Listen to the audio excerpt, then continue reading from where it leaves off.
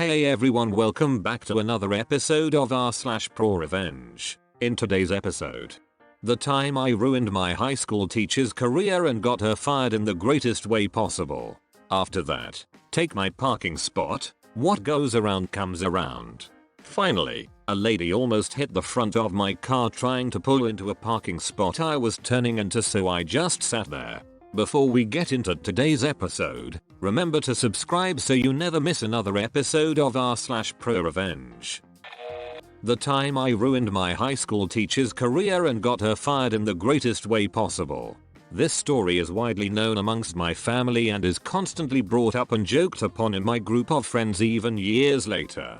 A buddy of mine suggested that this is the perfect place to make it public, so let's get into this storm. Backstory.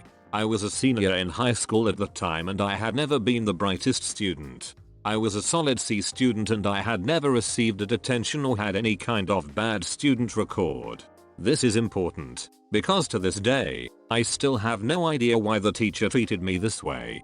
The teacher, who we will name Mrs. Frank, had been a teacher there for more than a decade and was widely known for being a petty heartless itch who the administrators saw as the golden child. Mrs. Frank taught algebra, which is my worst subject, so naturally I had issues understanding the lessons and would ask questions frequently. To some these questions are easily answered, but to me it was rocket science. Usually when someone asks a dumb question, no one should address it. However, in Mrs. Frank's case, she would belittle me in front of everyone by saying things such as, "And here comes the slow boy again. Wow. Surprise, surprise, you don't understand it again, really? We have to go extra slow for you today, don't we, etc. etc."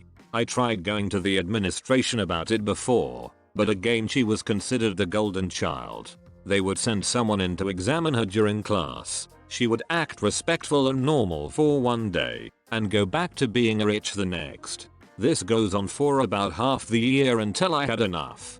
I went to the local Radio Shack, bought a recorder, and secretly recorded every insult she would throw at me. I would sometimes instigate to make up for the lost time.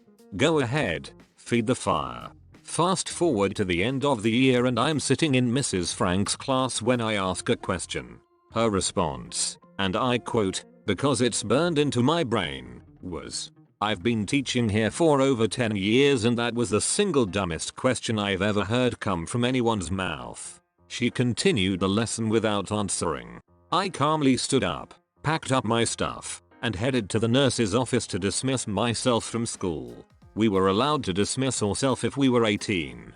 I went home, compiled all of the brutal tapes into one glorious masterpiece, and headed back the next day to show the administrators. I sat down with the principal and we listened to a couple of the insults before he stopped me. He wanted more witnesses present as well as Mrs. Frank's. He told me we would meet the next day where I could show him and the rest of the administrators the full tape. I walk into school the next morning being the most nervous I've ever been for anything. I was called down to the office where I met with some board directors, the local school police officer, the principal, the vice principal and Mrs. Franks. What follows was some of the greatest minutes of my life. I watched as the administrators went from fed up with being in another useless meeting, to furious and speechless, with some of them keeping their mouths open for the duration of the tape. I also watched Mrs. Frank go from confident and stuck up, to her realizing that she had fricked up beyond repair. She was publicly roasting herself in front of the most important people from the district. The tape ended and without hesitation, the administrators looked around in astonishment and the principal turns to me and says, "I think we have heard everything we need to, thank you." And I was quietly dismissed from the room. The final time I saw Mrs. Frank was leaving the room. I looked back and we made eye contact through her tear-filled eyes as I gave the biggest, most evil smile. I returned to class the next week and Mrs. Frank was nowhere to be found. The story spread quickly throughout the school and I was seen as a saint. I had successfully gotten her fired and made it almost impossible for Mrs. Frank to return to her teaching career, as well as cut off most of her connections she had with other teachers in the school. I had ruined her financially, because no school district in the area would hire this walking piece of garbage. If you're reading this, Mrs. Frank, I'd like to take this moment to tell you to go frick yourself. Take my parking spot, what goes around comes around. This may be the pettiest thing I have ever done. So in my city there is a pub that's attached to a donut shop that serves the best donuts in the city, which always causes a long line. Because it's attached to a pub, it doesn't close shop until 9 PM as there is a solid flow of business rolling in. Anyway, my girlfriend and I get a serious hankering for some snacks, so we decide to head to the donut shop and arrive out around 8:30 PM by car. Now, there are only 3 parallel parking spots a little up the street from the place, and they are all 15-minute spots which are usually full.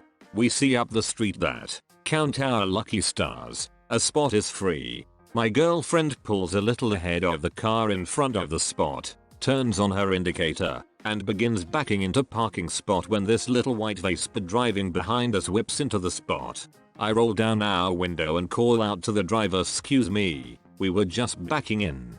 The driver seems to be a pretty univ student who shrugs her shoulders and calls out to me, "Sorry, first come first serve," while her and her friend share a good laugh. My girlfriend suggests we just get donuts another time, and I tell her she can drop me off here. I'll buy the donuts since I know what she likes, and she can loop around.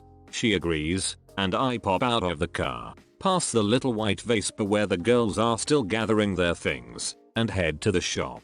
As always, the line is super long for donuts, and since this is the last batch, the donuts are slim pickings. The girls are behind me looking at the 5 or so different flavors that are left, talking about which ones are best and which they haven't had yet. I hear one of them jokingly mention, "Thank God we got a parking spot," and they burst out laughing.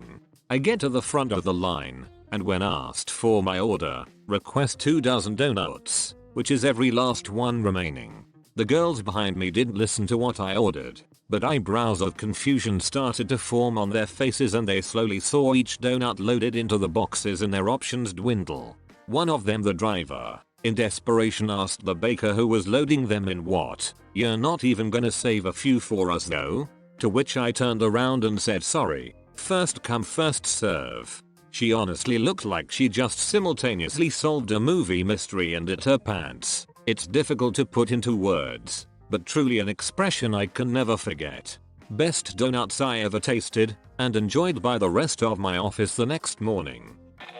A lady almost hit the front of my car trying to pull into a parking spot I was turning into, so I just sat there.